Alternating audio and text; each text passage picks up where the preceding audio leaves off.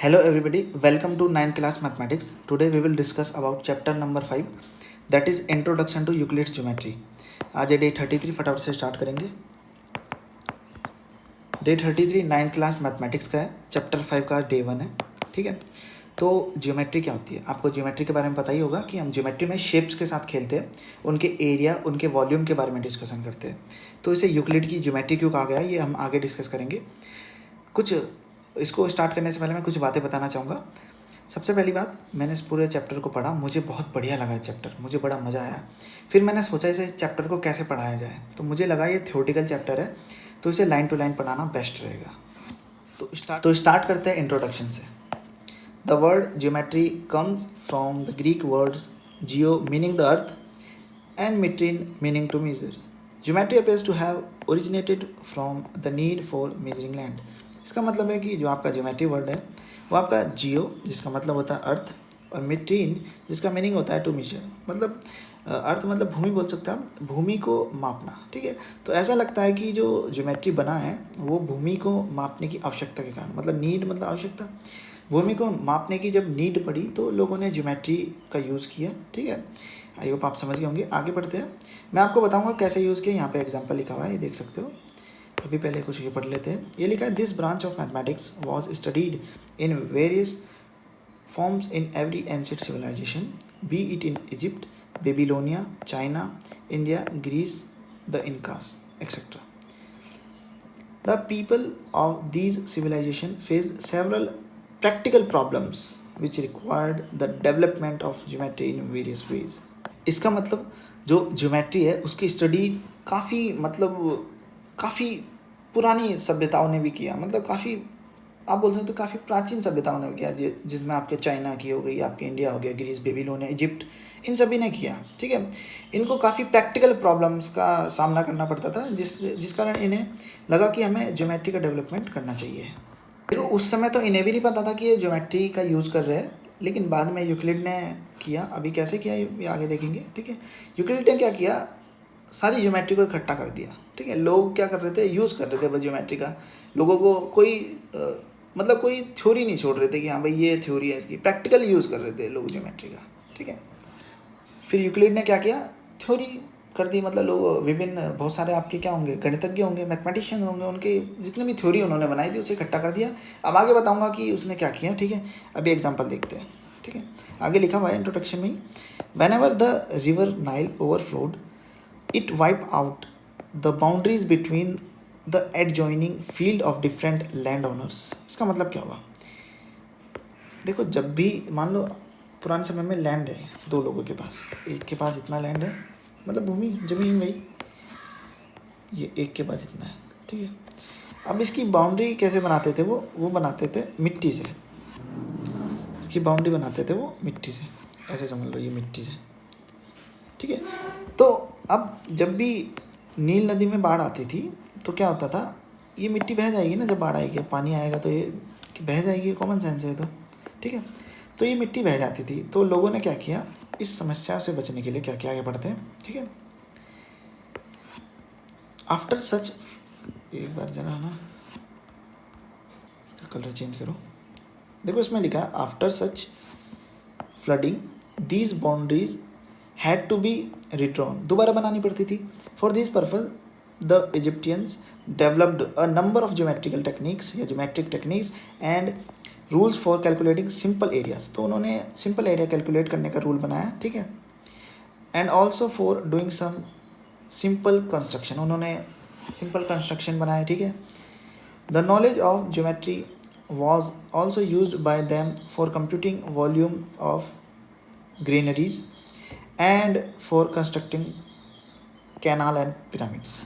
इसका मतलब उन्होंने ग्रेनरी का वॉल्यूम निकालने का भी फॉर्मूला बनाया। ठीक है, ग्रेनरी क्या होती है, जहाँ पे फूड रखते हैं, ठीक है, उसका वॉल्यूम, और उन्होंने कैनाल्स, नहर और पिरामिड्स भी बनाए। ठीक है, ये सभी उन्होंने किया हुआ है इजिप्टियंस ने। आगे क्या लिखा है, they also knew the correct formula to find the volume of truncated pyramid. ठीक है, ये ट्रंकेटेड पिरामिड है आपके बगल में, इसे देख सकते हो। ठीक है, इसका करेक्ट वॉल्यूम का फॉर्मूला वो जानते थे। मैं आपको लिख देता हूँ क्या होता है, 3a² + ab + b² × h। इसे आप गौर से देखो तो आपको पता चलेगा कि ए क्या है, ए आपका ये नीचे जो स्क्वायर बनना है इसकी साइड है, और ऊपर जो स्क्वायर बनना है काटने के बाद, ट्रंकेटेड का मतलब ऊपर से काट दिया, ठीक है, टॉप काट दिया उसका, ये बी, ठीक है, बी उसकी साइड है, तो ये पूरा वॉल्यूम का फॉर्मूला बन के आया, एच आपकी हाइट होगी, ठीक है। फिर इन्होंने आगे लिखा है, you know that pyramid is a solid figure the base of which is a triangle और स्क्वायर और सम अदर पॉलीगन, ठीक है। इसका कहने का मतलब क्या है, and its side faces are triangle converging to a point at the top. मतलब आपने पिरामिड देखा ही होगा कि पिरामिड एक सॉलिड फिगर होती है, ठीक है, मतलब 3D ऑब्जेक्ट हुआ आपका, जिसमें बेस मतलब ये नीचे का कुछ भी हो सकता है, इसमें लिखा है base of which is a triangle और स्क्वायर और सम अदर पॉलीगन, कुछ भी हो सकता है, कोई भी पॉलीगन हो सकता है, ठीक है। आपको मैं इमेज दिखा देता हूँ, ठीक है, पिरामिड की। बाकी आप और सर्च मारिएगा पिरामिड के बारे में, पिरामिड, ठीक है, ये देख सकते हो पिरामिड, देखो इमेज देखो आप ना, ट्रायंगल टाइप का बना रही है, इसकी साइड फेसेस आपकी ट्रायंगल टाइप का बना रही है, देख रहे हो, इसके साइड में आपका एक ट्रायंगल नहीं बन रहा है, देखो गौर से देखो, त्रिभुज बन रहा है, उधर भी त्रिभुज, ऐसे करके समझ लो आप ट्रायंगल, इसलिए वहाँ पे लिखा हुआ है ऐसा, ठीक है। आई होप आप समझ गए होंगे, बाकी आप खुद सर्च मार सकते हो। इसका वॉल्यूम याद कर लेना, वैसे इस पूरे चैप्टर में ज़रूरत नहीं है, लेकिन याद कर लेना अपनी और से, ठीक है, नॉलेज होनी चाहिए और क्या। अब देखो आगे क्या लिखा है, in the Indian subcontinent the excavation at Harappa and Mohenjodaro etcetera show that the Indus Valley civilization about 3000 BCE before Christ, ठीक है, made extensive use of geometry। इसका कहने का मतलब देखो, मैंने अभी आपको ऊपर बताया था कि जो ज्योमेट्री है इसका स्टडी काफ़ी मतलब पुराने समय से चल रहा था, इजिप्ट, बेबीलोनिया, इंडिया। तो अब इंडिया की बात करी, इंडिया में कहाँ पाया गया, इंडिया में अगर देखो तो आप जो हड़प्पा और मोहनजोदारो की खुदाई से मतलब सिंधु घाटी सभ्यता के बारे में पता चला, ये इंडस वैली सिविलाइजेशन, तो उसमें क्या था कि काफ़ी ज्योमेट्री का यूज़ किया था। कैसे किया था आप देखो, it was highly organize society, the cities were highly developed and very well planned. For example the roads were parallel to each other, ठीक है। अब देखो जो सड़कें थी वो आपस में क्या थी, पैरेलल थी, ठीक है। आगे लिखा है इन्होंने कि there was an underground drainage system, मतलब नालियों की निकासी की व्यवस्था भी थी, मतलब जिससे पानी निकाल सके। The houses had many rooms of different types. अब देखो काफ़ी सारे रूम थे और डिफरेंट टाइप के मतलब शेप्स, डिफरेंट शेप के होंगे। These show that the town dwellers are skilled in mensuration and practical arithmetic, मतलब जो वहाँ के लोग थे वो परफेक्ट थे, ठीक है, पूर्ण निपुण थे मेंसुरेशन और प्रैक्टिकल अर्थमेटिक में। अब एक और बात लिखिए, the bricks use for construction were kiln fired and the ratio, length ratio, breadth ratio, thickness of the bricks was found to be 4:2:1, ठीक है। इसका मतलब क्या है कि जो भट्टी पे ईंटें पकाई जाती थी उनकी भी जो आपका लंबाई, चौड़ाई और मोटाई, उन तीनों का जो अनुपात था वो फिक्स था, रेशियो फिक्स था उन तीनों का, वो था 4:2:1। अब आप सोचो वहाँ तो फीटा भी नहीं हुआ था, कैसे करा होगा उन्होंने, 3000 ईस्वी पूर्व की बात है, बिफोर क्राइस्ट की बात है, काफ़ी पुरानी बात है भाई, मतलब ज्योमेट्री स्टार्ट हो गई थी पहले से ही, ठीक है। अब आगे और बातें लिखिए, देखो इसमें क्या लिखा है, in ancient India the Sulbha Sutra, ये लिखा है इधर, were the manual of geometrical constructions. The geometry of the Vedic period originated with the construction of altars and fire places for performing Vedic rites. इनका कहने का मतलब है कि जो वैदिक काल था उसमें भी आपका ज्योमेट्री का यूज़ हुआ। कैसे हुआ कि उन्होंने जो अल्टर बनाए थे, कंस्ट्रक्ट किए थे, और फायर प्लेसेस मतलब जहाँ अग्निकुंड बोलते हैं जिसे हम, जहाँ पर हम वैदिक संस्कार करते हैं, ठीक है, तो फिक्स था वो। अभी आगे देखो क्या लिखा है, the location of the sacred fires had to be in accordance to the clearly laid down instruction about their shape and area. If they were to be effective instrument, square and circular altars were used for household rituals, while altars whose shape were combination of a rectangle, triangle, trapezium, ठीक है, मतलब समलम बोलते हैं हिंदी में, ठीक है, were required to public for public worship, ठीक है। अब देखो क्या कहने का मतलब है इनका कहने का मतलब है, मैं पहले आपको दिखा देता हूँ क्या होते हैं ये अल्टर और अग्निकुंड, तो देखा ही होगा, ठीक है, अल्टर दिखा देता हूँ, तो सर्च मार दे डायरेक्ट। अल्टर्स, ठीक है, इंडियन लिख देते हैं, ठीक है। आपने देखा ही होगा, ये देख सकते हैं आप, ठीक है। जो पूजा मंदिर में नहीं होता क्या, मंदिर में होता है जो, जहाँ पे भगवान की मूर्ति वगैरह रखते हैं, ठीक है। ऐसे देखो, ये देखो इधर आप देख सकते हैं यहाँ पर, ठीक है, इनकी शेप से ये देख सकते हो, ठीक है, अलग अलग दिखे हुए यहाँ पे इमेज, ठीक है। ये अग्निकुंड हो गया आपका, ठीक है, ये भी अल्टर लिखा उन्होंने, ये देख सकते हो आप। देखो पहले से ही बना हुआ आ रहा है, आपने अपने काफ़ी सारे प्राचीन मंदिर भी देखे होंगे हमारे, तो इससे हमें एक बात पता चली कि ज्योमेट्री का यूज़ काफ़ी पहले से हो रहा है, लेकिन लोगों को पता नहीं कि वो ज्योमेट्री का यूज़ कर रहे हैं। देख रहे हो कितनी बड़ी हैरानी की बात है, ठीक है। अब आगे बढ़ते हैं, आगे क्या लिखा है, आगे लिखा है द श्री यंत्र given in the Atharvaveda consist of 9 interwoven isosceles triangles. These triangles are arranged in such a way that they produce 43 subsidiary triangles. मतलब देखो इसका कहने का मतलब है, मैं पहले आपको श्री यंत्र दिखा देता हूँ, ठीक है। इस श्री यंत्र को देखो, काफ़ी पुराना है, अथर्ववेद में दिया हुआ है, ठीक है। श्री यंत्र, अरे अच्छा एम लग गया क्या, चलो कोई बात नहीं। देखो श्री यंत्र कुछ इस प्रकार का होता है, ये देख सकते हो आप। इसमें आपके जो 9 आइसोसेलेस ट्रायंगल होते हैं एक दूसरे के ऊपर ऐसे रखे जाते हैं कि 43 आपके स्मॉल ट्रायंगल बन जाए। जैसे दिखाता हूँ मैं आपको, कुछ इस तरीके के, ये देखो, इसे देखो, ठीक है, इसे देखो, ये जो आपके छोटे छोटे ट्रायंगल बन रहे हैं 43 आप काउंट कर लेना। 9 आपके आइसोसेलेस ट्रायंगल को इस प्रकार रखा गया आपका, ठीक है। आई होप आप समझ गए होंगे। तो शेप है, ट्रायंगल है ना, शेप है ना, ज्योमेट्री, ठीक है। तो ज्योमेट्री का यूज़ तो हुआ ना भाई, ज्योमेट्री का यूज़ ये बता रहे हैं। अब देखो आगे क्या लिखा, दो accurate geometric methods were used for the construction of altars, the principle behind them were not discussed. मतलब जो ज्योमेट्री का बिल्कुल विशुद्ध ज्योमेट्री का यूज़ हुआ है अल्टर्स बनाने में, लेकिन कोई प्रिंसिपल बताया नहीं गया कि कैसे बनाया है ये, ठीक है। कोई प्रिंसिपल डिस्कस नहीं हुआ होगा, ठीक है, समझिए। अब देखते क्या हो आगे है। तो आगे लिखा, these example shows that geometry was being developed and applied everywhere in the world, ठीक है। मतलब ज्योमेट्री बन चुकी थी और यूज़ हो रही थी हर जगह, but this was happening in an unsystematic manner. मतलब ये सब अव्यवस्थित ढंग से हो रहा था, कोई भी तरीका नहीं था, बस जिसका मन आया बस ज्योमेट्री का यूज़ कर दिया, ठीक है, कोई तरीका नहीं था, मतलब ठीक है, अव्यवस्थित ढंग से हो रहा था।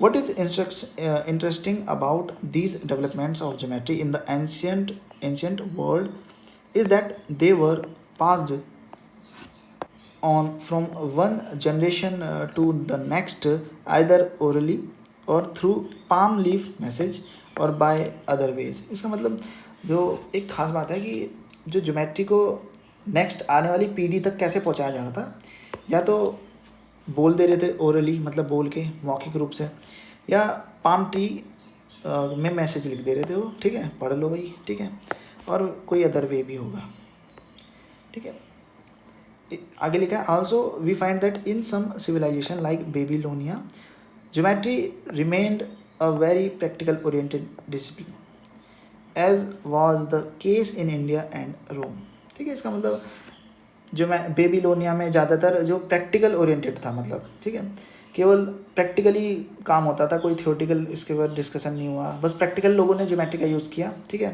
काम पूरा हुआ प्रैक्टिकली, लेकिन थियोटिकली कोई डिस्कशन नहीं हुआ इसमें। किसी ने सोचा नहीं कि कैसे हुआ भाई, ये क्या हो रहा है, ये ज्योमेट्री की शेप ऐसी क्यों है, क्या बोलेंगे इसे, किसी ने नहीं सोचा।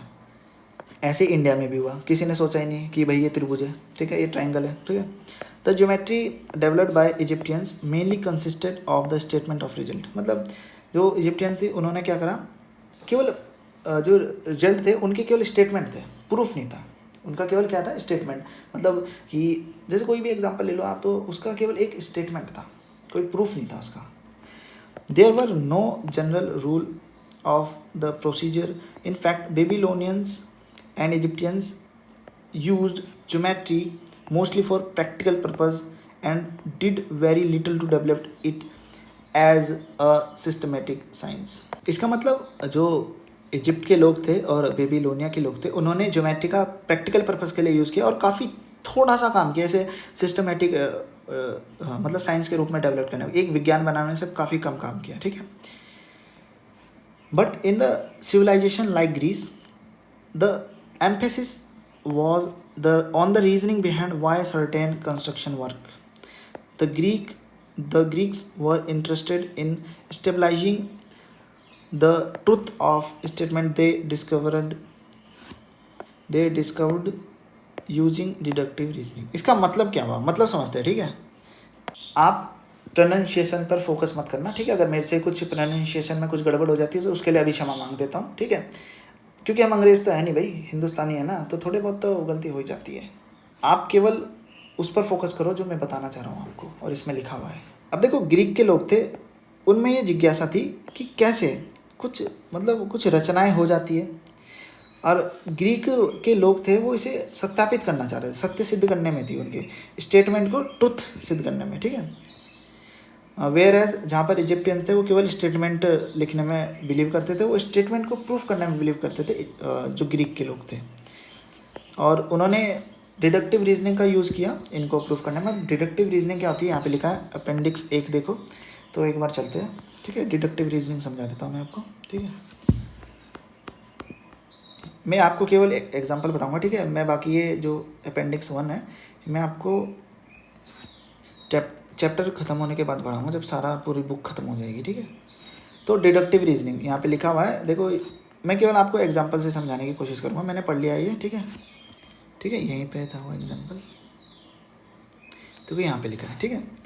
ये एक एग्जांपल, इसे देखना है आपको। देखो इसमें क्या लिखा है, the flower solar is blooms only if the maximum temperature is above 28 degree Celsius on the previous day, ठीक है। इसका मतलब सोलर इज कोई फूल है, वो खिलता है, कब खिलता है, जब पिछले दिन का तापमान आपका टेम्परेचर वो 28 डिग्री सेल्सियस से अधिक होना चाहिए। And solar is bloomed in imaginary valley on 15 September 2005 R2। मतलब ये सच बात है, ठीक है। इसका कहने का मतलब क्या है, आपको केवल डिडक्टिव रीजनिंग का यूज़ करना है कि क्या हुआ होगा, ठीक है। वही तो होता है मेन। देखो मान लो ये फूल है आपका, ठीक है, फूल ही मान लो, ठीक है। सोलर ऐसे है, मुझे पता नहीं कैसा होता है, ठीक है।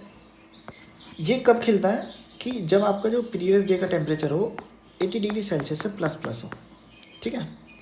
उसके बाद कहा इन्होंने कि ये 15 कौन सा था, 15 सितंबर था, 15 सितंबर को खिला, ठीक है।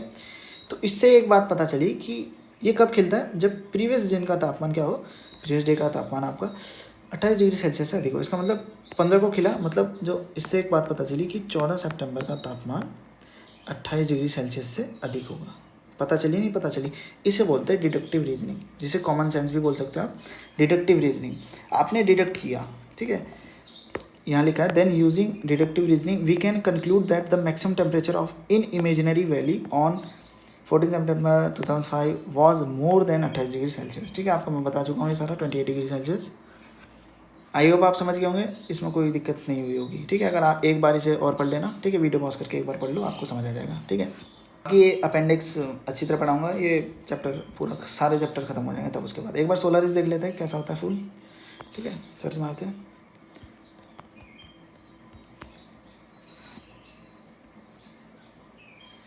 फूल है भी नहीं है कोई, कहीं बेवकूफ़ बना रहे। हाँ भाई बेवकूफ़ बना दिया। देखो स्पेलिंग में कोई गलती तो नहीं,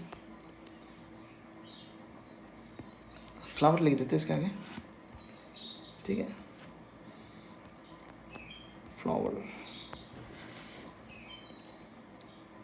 हाँ भाई है, ठीक है, ये है, देख लो, यही है ना, हाँ यही है, देख लो, आप देख सकते हो, ठीक है। ये आपका, ठीक है, ये तब खिलता है जब पिछले दिन का तापमान क्या हो 28 डिग्री सेल्सियस से देखो, आप देख सकते हैं इमेज, ठीक है। ये रहा आपका, ठीक है। तो आते हैं वापस, तो आई होप आप समझ गए होंगे क्या होता है डिडक्टिव रीजनिंग। वापस चलते हैं अपनी बुक पर, आ जाओ भाई साहब, कहाँ गए। एक बात पता चली कि जो ग्रीक के लोग थे उनमें अकल थी, उन्हें जानना था कि भाई ये रचना कैसे हो रही है, इसे ट्रूथ, हम इसे प्रूफ करेंगे भाई, जो खाना उखाड़ लो, इसे प्रूफ करेंगे हम, ठीक है। और प्रूफ करने के लिए उन्होंने काफ़ी डिडक्टिव रीजनिंग का भी यूज़ किया, ठीक है। अब आगे देखते हैं क्या लिखा हुआ है, ठीक है। देखो इसमें क्या लिखा है, a Greek mathematician Thales is credited with giving the first known proof. ठीक है, मतलब जो सबसे पहला प्रूफ था वो किसने दिया था? आपका थेल्स ने। थेल्स आपका क्या था? ग्रीक मैथमेटिशियन था। This proof was of the statement that a circle is bisected, that is cut into two equal part by its diameter. इसका मतलब है कि जो मान लो सर्कल है तो इसका जो डायमीटर है, ये जो डायमीटर होगा तो ये इसे बाइसेक्ट करेगा, मतलब ये वाला इसके इक्वल होगा, ये दोनों पार्ट इक्वल होंगे, मतलब ये वाला हाफ और वो नीचे वाला हाफ आपस में इक्वल होंगे। ठीक है, आई होप आप समझ गए होंगे। ये प्रूफ दिया था उसने, थेल्स ने। One of the Thales most famous pupil, ठीक है, कौन था? मतलब शिष्य। इसका एक फेमस शिष्य था जिसका नाम था पाइथागोरस। आप सभी जानते होंगे पाइथागोरस को। तो पाइथागोरस काफ़ी फेमस है क्योंकि उसने ना अपने दोस्तों के साथ मिलकर काफ़ी सारी ज्योमेट्रिक प्रॉपर्टीज़ डेवलप करी हुई, उसने काफ़ी सारी थ्योरी दी हुई ज्योमेट्रिक पर। मतलब वो एक ज्योमेट्री को काफ़ी एक ऊंचाइयों तक ले जाने की कोशिश करी हुई पाइथागोरस ने, और काफ़ी सफल भी हुआ है उसमें ज़्यादातर। तो ये सारा प्रोसेस आपका 300 BC मतलब बिफोर क्राइस्ट तक चलता रहा। ठीक है, अब उस समय क्या था? At that time Euclid, a teacher of mathematics, ठीक है, टीचर था वो